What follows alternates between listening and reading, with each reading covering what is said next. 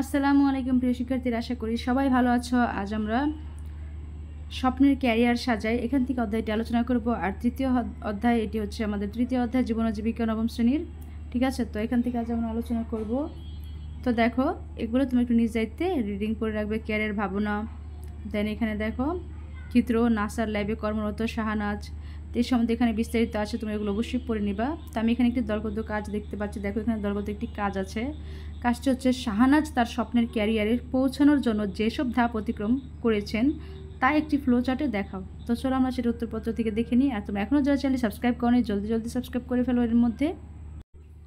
তো দেখো, আমরা উত্তরপত্রে চলে এসেছি। পাঠ্যবই পৃষ্ঠা 63 যে ফ্লো চার্টটা, সেটা এখন আমরা কমপ্লিট করব। দেখো, এখানে শুরুতে আছে পছন্দের কাজ আঁকাআঁকি, খেলাধুলা, প্রিয় কাজ রাতের আকাশে তারা দেখা, প্রবল আগ্রহ সায়েন্স ফিকশন ও পদার্থবিদ্যা পড়া, উচ্চ মাধ্যমিক শেষে প্রকৌশলী বিশ্ববিদ্যালয়ে ভর্তি।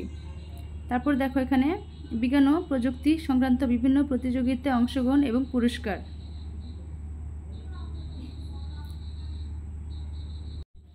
এখানে দেখো, এখানে হ্যাঁ হলে দেখো প্রতিযোগিতায় মহাকাশচারীদের জন্য পোশাক তৈরি করে পুরস্কার গ্রহণ, না হলে দেখো নিজেদের ঘাটতি খুঁজে বের করা, প্রজেক্টে কি কি ভুল ছিল তা খুঁজে বের করে শোধরানো, প্রজেক্টের চ্যালেঞ্জ মোকাবিলা করার উপায় বের করা। তারপর এখানে দেখো, এরপর হচ্ছে পুনরায় প্রতিযোগিতায় অংশগ্রহণ। তারপর দেখো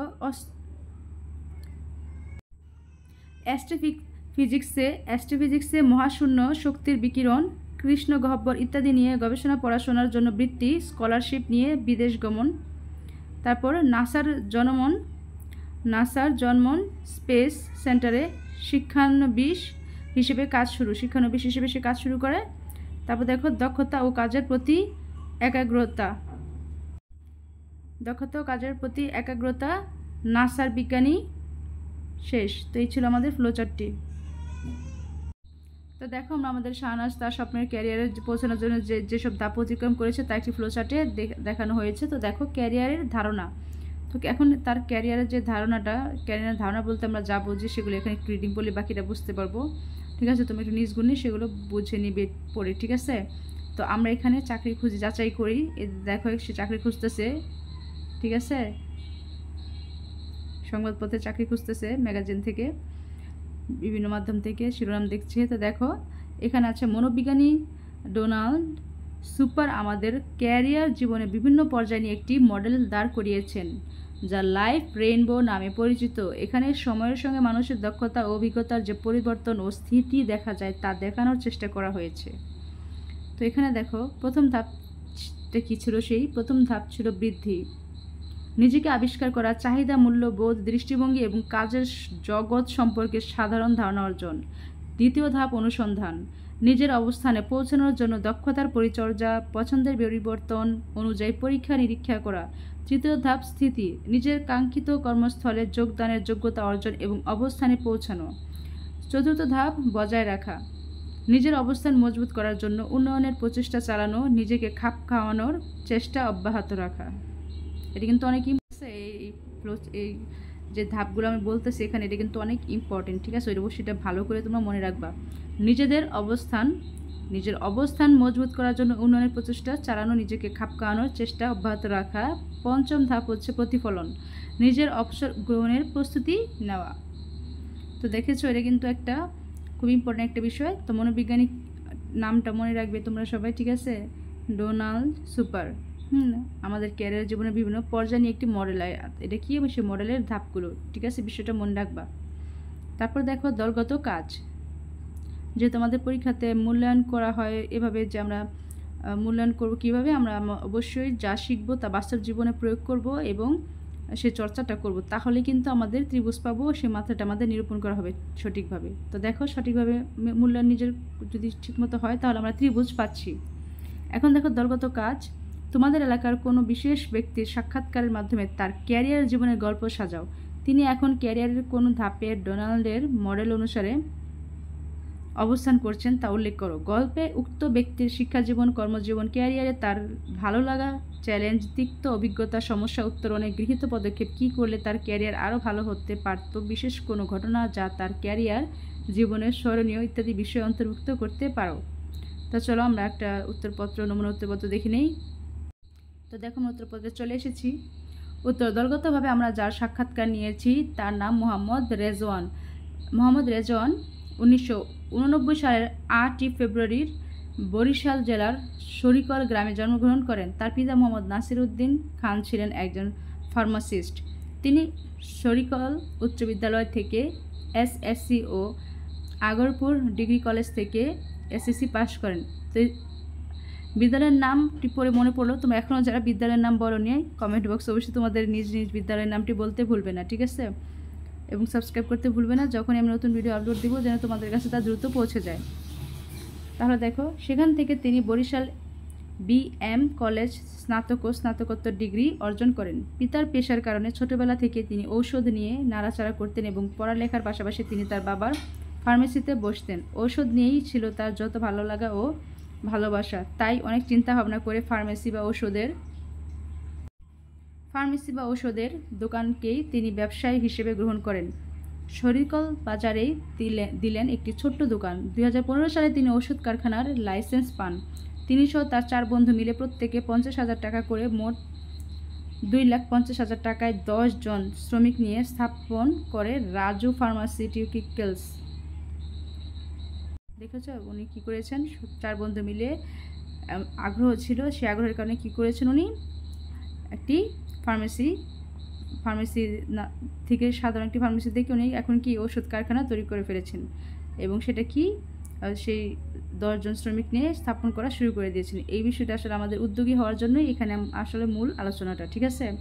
দেখো, 10 জন শ্রমিক নিয়ে স্থাপন করে রাজু ফার্মাসিউটিক্যালস। এই কারখানায় প্রথম যে ওষুধটি তৈরি হয় তা ছিল মাল্টিভিটামিনের, মানে বিভিন্ন ধরনের যে ভিটামিনগুলো আছে সকল প্রকার ভিটামিন ওষুধ তৈরি করা হতো। দেশীয় আমদানিকারকদের কাছ থেকে চড়া দামে কাঁচামাল কিনে তৈরি করতে হতো ওই ওষুধ। গুণগত মানের সাথে আপোষ করা হয়নি কখনো। গুণগত মানের কারণেই প্রেসক্রিপশনে ওই ওষুধের নাম উল্লেখ করতেন স্থানীয় ডাক্তারগণ। এক পর্যায়ে নামকরা কোম্পানির ওষুধের চেয়েও বেশি চলতে থাকে ওই ওষুধ, মানে নাম করা যে ওষুধগুলো আছে, ঠিক আছে, সেই কোম্পানির নাম করা ওষুধগুলো থেকে বেশি চলতে রাজু ফার্মাসিউটিক্যালের ওষুধগুলো। যখন তিনি এই ওষুধটি আবিষ্কার করেন তখন অনেক নামি দামি কোম্পানির মাল্টিভিটামিন ঔষধ বাজারে বিদ্যমান ছিল। এটা তার জন্য ছিল বিশাল চ্যালেঞ্জ। তবে তার ওষুধটি বাজারে আসার পর এক শ্রেণীর দুষ্টচক্র তার কারখানাটি বন্ধ করার জন্য উঠে পড়ে লাগে। কিন্তু তিনি স্বপ্ন দেখেছিলেন তার এই কারখানা একদিন অনেক বড় হবে। এই স্বপ্নবুকে নিয়ে অফুরন্ত উদ্যম ও সাহসকে পুঁজি করে সামনের সব প্রতিকূলতাকে মোকাবিলা করে ধীরে ধীরে এগিয়েছেন তিনি। কঠোর পরিশ্রম, সততা ও শৃঙ্খলার মধ্য দিয়ে সেই ছোট্ট উদ্যোগ আজ সফলতায় পরিণত হয়েছে। বর্তমানে তার কারখানায় প্রায় 15,000 শ্রমিক কর্মরত। কথাটি কিন্তু আসলে সত্যি। আমাদের বাংলাদেশে কিন্তু জাতীয় খেলা হাডুডু, ঠিক আছে? তো এই খেলার সাথে কিন্তু আমাদের বাংলাদেশে কিছু, মানে যে বাংলাদেশ কেন সব জায়গায় বিষয়টা আছে কম বেশি, যে কেউ যদি উপরে উঠতে চায় তাহলে তাকে পা টেনে কীভাবে নিচে নামানো যায় সেই চিন্তাটা সবারই থাকে, ঠিক আছে? যেটা হিংসা, এই জিনিসটা যাদের মধ্যে থাকবে তারা নিজেরাই ক্ষতিগ্রস্ত হবে, ঠিক আছে? তো হিংসা জিনিসটা, আর কেউ উপরে উঠতে দেখলে সেটার প্রতি আমরা কখনো হিংসা করব না।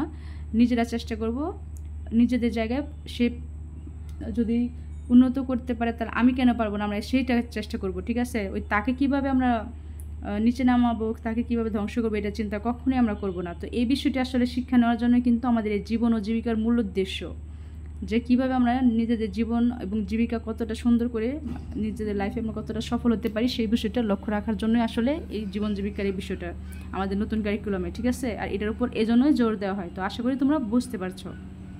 তো দুষ্টচক্র যারা আছে আমরাও চেষ্টা করব যে দুষ্টচক্র না হওয়ার জন্য, ঠিক আছে? মানে দুষ্টচক্র কখন হব না, আমরা ভালো চক্রতে থাকবো, ঠিক আছে? এখানে আমি কাউকে কিন্তু দুষ্টচক্র বলি নেই, এখানে পড়ার বিষয়টা আছে সেজন্য আমি সেখানে উল্লেখ করেছি। তো আশা করি তোমরা আমাকে ভুল বুঝবা না।